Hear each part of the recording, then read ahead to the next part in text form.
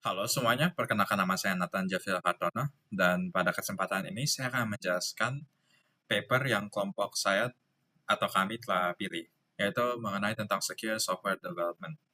Paper ini sebenarnya terbagi menjadi dua bagian, yaitu pertama penjelasan bagaimana model bekerja, dan kedua itu merupakan study case yang akan digunakan untuk menjelaskan model ini secara lanjut.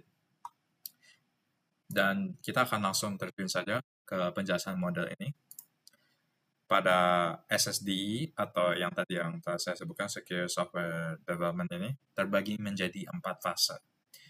Dan setiap fase ini penting untuk keberjalanan pengembangan aplikasi agar pengembangan aplikasi ini mengimplementasikan security features yang secara ideal dapat menghindari kerentanan yang berbahaya untuk aplikasi. Pertama, yaitu planning stage, yaitu melakukan automasi threat modeling dan security control identification. Automasi ini menggunakan formalisme MACMCA dan juga ekstensi dari threat catalog. Pertama, kita akan lihat pada apa artinya MACM ini. MACM ini atau Multi-Cloud Application Composition Model merupakan sistem modeling menggunakan grafik yang menjelaskan relasi antara komponen-komponen yang ada pada aplikasi ini. Seperti contohnya, nodes ini terdiri atas SIS, IaaS, sama CSP. Dan setiap node ini terhubung dengan sebuah edge yang menggambarkan relasi antar node tersebut. Nah, MACM ini hanya menjelaskan pada sisi cloud, tapi karena aplikasi pada zaman modern ini setelah menggunakan berbagai containerization seperti Docker dan lain-lain, maka dilahirkan ekstensi dari MACM ini, yaitu MACM-CA. Jadi MACM-CA itu basically MACM tapi untuk containers. Jadi node times-nya dari yang awalnya hanya cuma 3 ini, dia akan ditambah dengan 3 nodes ini. Dan 3 nodes ini mencerminkan seperti Docker, runtime, dan juga Kubernetes. Sama juga dengan edge types, yang awalnya hanya terdapat 3 ini, tapi karena terdapatnya tambahan seperti container runtime dan container orchestrator, maka edge type ini ditambah seperti manages dan runs juga, yang menghubungkan node-node container. Berikut merupakan contoh sampel dari MACM CA ini yang terdapat pada paper. Jadi dapat dilihat bahwa dari IaaS VM1 ini, dia akan hosting Kubernetes atau Container Orchestrator. Dan dari VM2 ini akan di hosting Docker Engine runtime-nya. Ini sangat standar untuk aplikasi dengan menggunakan Kubernetes. Dan seperti yang kita ketahui bahwa Kubernetes itu manage orchestration dari container, sehingga dapat dilihat bahwa terdapat panah dari K8s ke Docker Engine dengan tulisan manages. Dan dari Docker Engine ini dia akan run container, dan container ini akan host SaaS-nya. Threat Catalog ini pada awalnya hanya diambil dari Top 10 OWASP dan Cloud Security Alliance Top Threats for Cloud Applications, ENISA Threat Taxonomy, dan etc. Jadi dulu kan emang belum ada containerization, jadi emang diambil dari fungsi-fungsi cloud dan ya top 10 OWASP sebagai berikut. Tapi karena paper ini berfokus pada secure software development pada aplikasi yang menggunakan containerization juga, maka ditambahkan pada threat catalog tentang security threats yang relevan pada container technologies dari ya literatur paling recent aja sih. Oke, setelah dari planning stage ini kita pindah ke coding stage ini. Tujuan dari coding stage ini untuk security control dari planning stage agar bisa diimplementasi dan dikonfigurasi dengan benar. Jadi approach dari coding stage ini yaitu development dengan code review dengan custom checklist. Jadi setiap developer akan menerima sebuah custom checklist pada komponen-komponen yang respective, dan mapping ini bisa diterima oleh developer secara otomatis, dan reply dari developer ini digunakan untuk mengakses implementasi sekarang ini secara statik. Jadi ya seperti code review atau static analysis saya secara umum, tapi per komponen sambil pengembangan. Jadi biasanya sumber utama untuk checklist itu dari sumber-sumber sebagai berikut, itu seperti Cloud Security Alliance CIQ, security controls dari NIST, dan seterusnya. Nah, kenapa kita akan menggunakan automated scanners saja pada coding stage? Karena automatic scanners ini hanya desain khusus untuk language tertentu dan pada framework tertentu.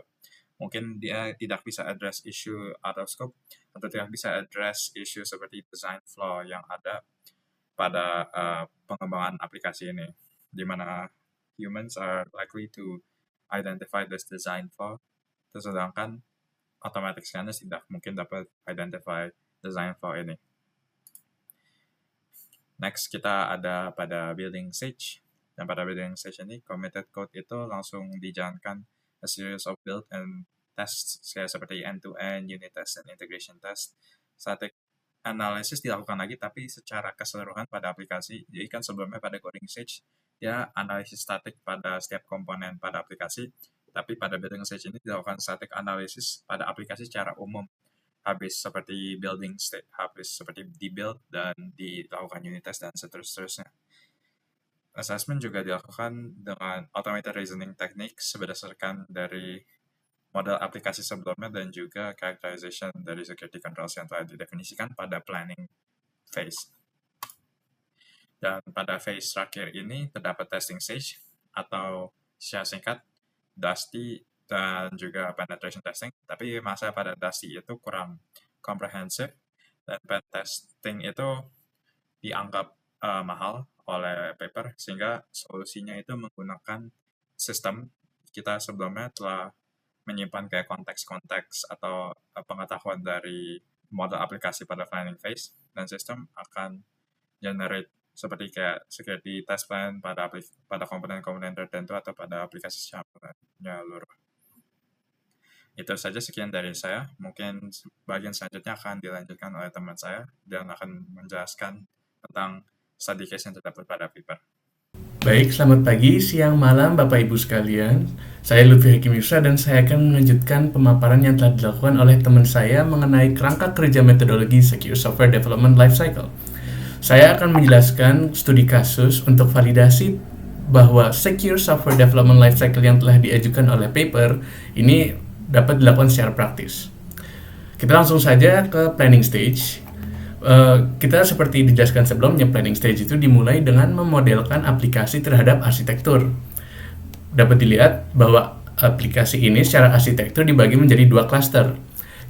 Cluster ini dibagi menjadi dua modul, yaitu Kubernetes Control Plane dan Worker Node. Control Plane bertugas mengelola keseluruhan cluster dan host, menampung komponen seperti etcd untuk menyimpan informasi cluster, controller, proses, dan Kube API server yang diakses oleh administrator menggunakan sertifikat klien. Di bagian worker node, eksekusi aplikasi yang sesungguhnya terjadi menggunakan Docker Engine sebagai container runtime. Disinilah kelima microservice inti kita beroperasi, yaitu API Gateway, Login, Vault, Show, dan MySQL. Dan inilah yang akan dihadapi kepada klien-klien pengguna. Setelah melakukan model aplikasi, arsitektur aplikasi, kita mengubahnya menjadi bentuk formal MACM-CA yang telah dijelaskan sebelumnya untuk threat modeling. Jadi untuk modeling strategi, pertama kita membentuk komponen-komponennya. Setelah itu kita melakukan mapping ke terhadap database Stride mengenai aset-aset yang kita miliki. Jadi dari aset yang ada, dari MACM-CA formalism ini di diagramnya dapat dilihat dapat memunculkan potential threats yang terdapat di database Stride.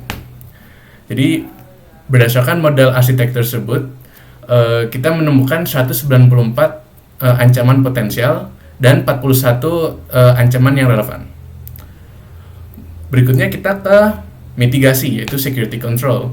Jadi dari kumpulan ancaman yang tadi dimunculkan oleh Stride, kita memasukkan ke database NIST Security Control untuk melakukan mitigasi. Jadi setelah kita melakukan list of threats, kita mapping terhadap security controls, kita mengubah beberapa aset yang sebelumnya itu dianggap vulnerable dalam mappingan arsitektur, yaitu Kube API Server, dikonfigurasi untuk menghasilkan log dan audit, Kube proxy, Docker engine, dan microservices. Itu ditambahkan mekanisme RStudio sidecar yang memastikan autentikasi berbasis transport layer security antara microservice tersebut. Nah,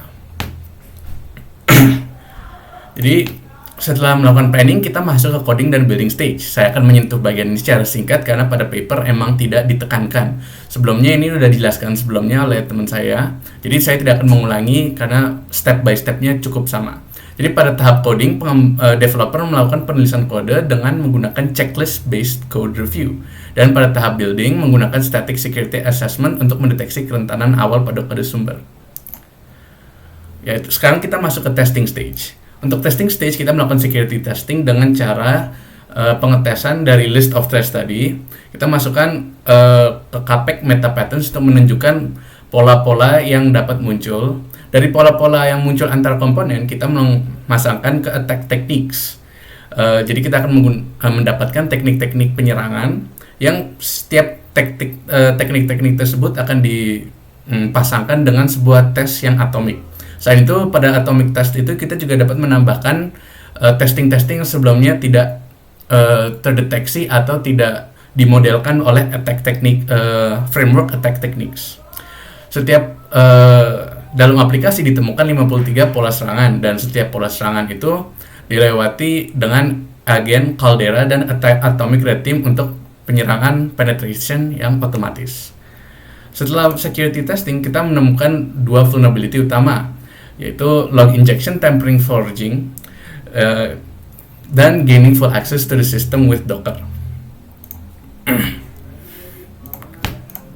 Nah, setelah menemukan beberapa vulnerabilitas, kita akan mencoba menggunakan OWASP Juice Shop yang merupakan standar untuk penetration application.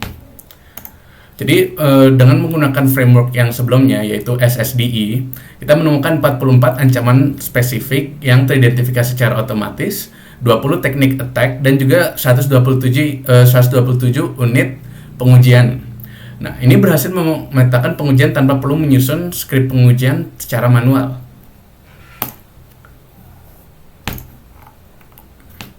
Nah, kesimpulannya, metodologi yang kami usulkan, yang telah diusulkan menghadirkan fase pengujian keamanan semi otomatis yang bahkan dapat dijalankan oleh developer dengan keahlian keamanan yang terbatas. Pendekatan ini memungkinkan developer untuk mendefinisikan rencana pengujian dan mengeksekusinya secara otomatis. Dampak terbesarnya adalah pemangkasan drastis pada waktu pentesting secara manual dan pencarian akar masalah, sehingga keamanan tidak lagi menjadi hambatan yang memperlambat waktu rilis atau delivery time software yang sedang dibangun. Sekian pemaparan dari saya. Terima kasih atas waktunya, dan wassalamualaikum warahmatullahi wabarakatuh.